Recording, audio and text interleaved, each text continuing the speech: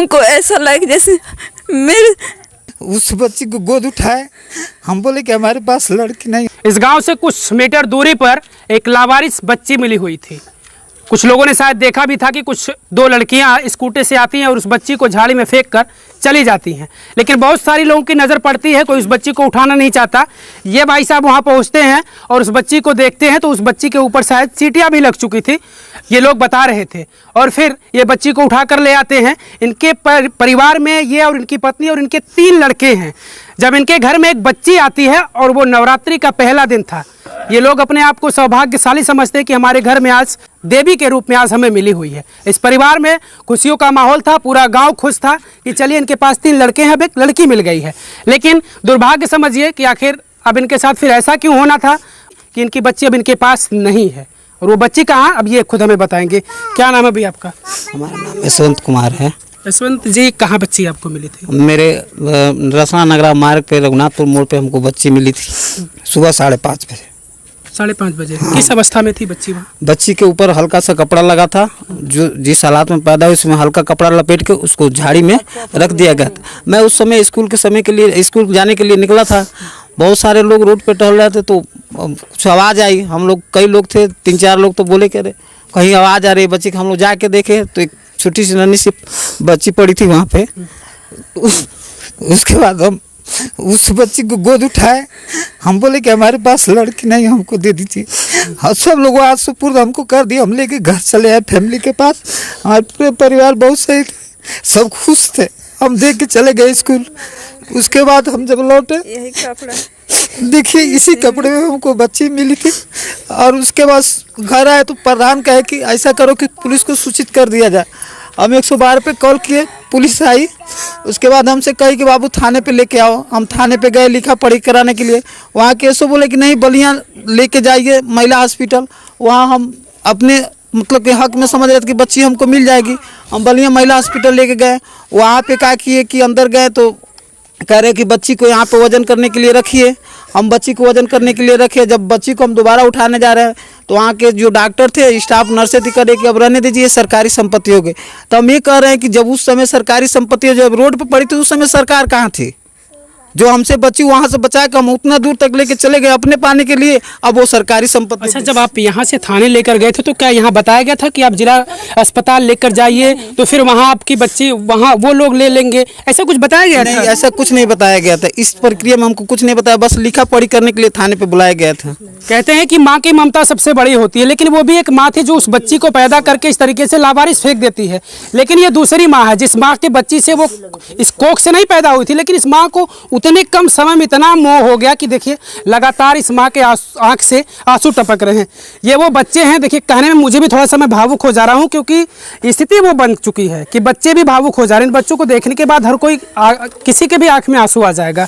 इनका बताइए, इनको लगा कि हमारे घर में हमें बहन मिल गई है। इस छोटे से बच्चे को देखिए, लोग बता रहे हैं कि तबीयत खराब हो गई है इस बच्चे की, और जब से ये बच्चा सुना कि वो बच्ची अब हम लोगों से दूर हो गई है तो समझिए, ये मुझे नहीं समझ आ रहा कि आखिर ये मामला क्या हुआ। यहाँ से थाने ले जाते हैं फिर वहाँ ले जा करके कर देते हैं, आखिर ऐसा क्यों हुआ? बच्ची आपको जब ये लेकर आते हैं उस समय क्या लगा आपको कि बच्ची हमें भगवान ने दे दिया? हमारे हाँ, बच्ची नहीं हमको है। ऐसा ही लगा। हमको ऐसा लगा जैसे मेरे तन से मेरा अपना खून है। मैं उसको इतना उससे लगा हो गया, जब हम हमसे दूर हो गए हमको एक पल भी जीने का एहसास नहीं हो रहा है। वो भी तो एक माँ थी जिस माँ ने उसको पैदा करके फेंक दिया और आपको उतने कम समय में इतना मोह हो गया उस बच्ची से। जी जी।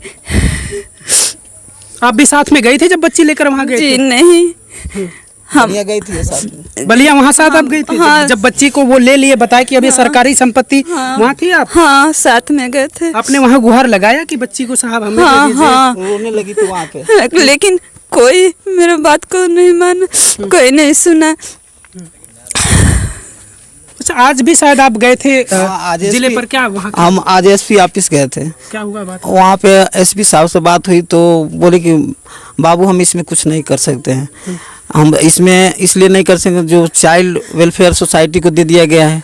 तो हम बोले सर ये तो कल हमको बताया नहीं गया था जब हम बच्ची पाए थे। तो कहते हैं कि कुछ इसमें या तो डीएम साहब कुछ कर सकते हैं या तो सीएमओ साहब कुछ कर सकते हैं। बोले ठीक है। तो हम पता किए तो ये पता चला कि डीएम साहब और सीएमओ साहब दोनों लोग लखनऊ चले गए हैं, सोमवार को मिलेंगे। तो हम फिर वहाँ से चले, हम फिर ये तैयारी किए कि हम सोमवार को जाएंगे बलिया। यानी आप प्रयास जारी रखेंगे उस बच्ची को? हाँ जाएंगे।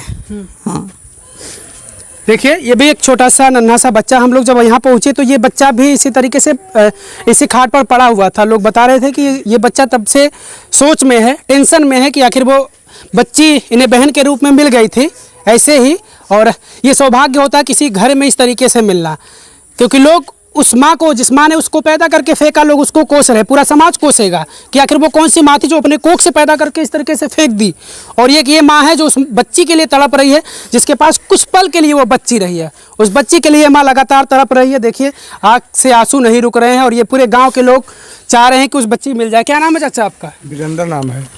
क्या चाह रहे हैं आप लोग को? बच्ची मिले नहीं? हाँ हम चाहते हैं कि हर हाल में बच्ची मिले इन लोगों को।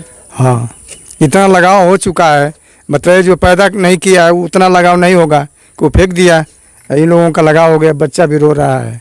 हाँ हर हाल में चाहेंगे कि उसको बच्ची मिल जाए। जब हम सोचे कि अब हमारे पास आ गई है तो हमारे जो भी मित्रगण है ड्राइवर लाइन के सब भी, हम लोग नवरात्र के दिन उसका प्रोग्राम करने वाले थे बच्ची का। हम लोग का यही था कि नवरात्र के दिन उसका जो छठियार मनाया जाता है, हम उस तरीके से तैयारी किए थे कि हम उसको नवरात्र के दिन छठियार मनाएंगे, मगर क्या मनाए, क्या किया जाए। चलिए इस परिवार में, इस गांव में खुशियों का माहौल था, लेकिन कुछ समय बाद ही ये गांव पूरा गमगीन हो गया, ये पूरा परिवार गमगीन हो गया। तो दोस्तों फिलहाल इस वीडियो में बस इतना ही।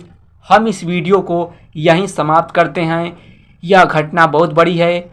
इस खबर के बारे में आप क्या सोचते हैं, अपनी राय एक बार कमेंट करके ज़रूर बताएं। और दोस्तों अगर अभी तक आपने हमारे चैनल को सब्सक्राइब नहीं किया है तो चैनल को सब्सक्राइब कर लीजिए, वीडियो को लाइक कर दीजिए। दोस्तों हम फिर मिलेंगे आपसे एक नए वीडियो और एक नए खबर के साथ। तब तक के लिए हमसे जुड़ने के लिए आपका बहुत बहुत धन्यवाद। जय हिंद, जय भारत।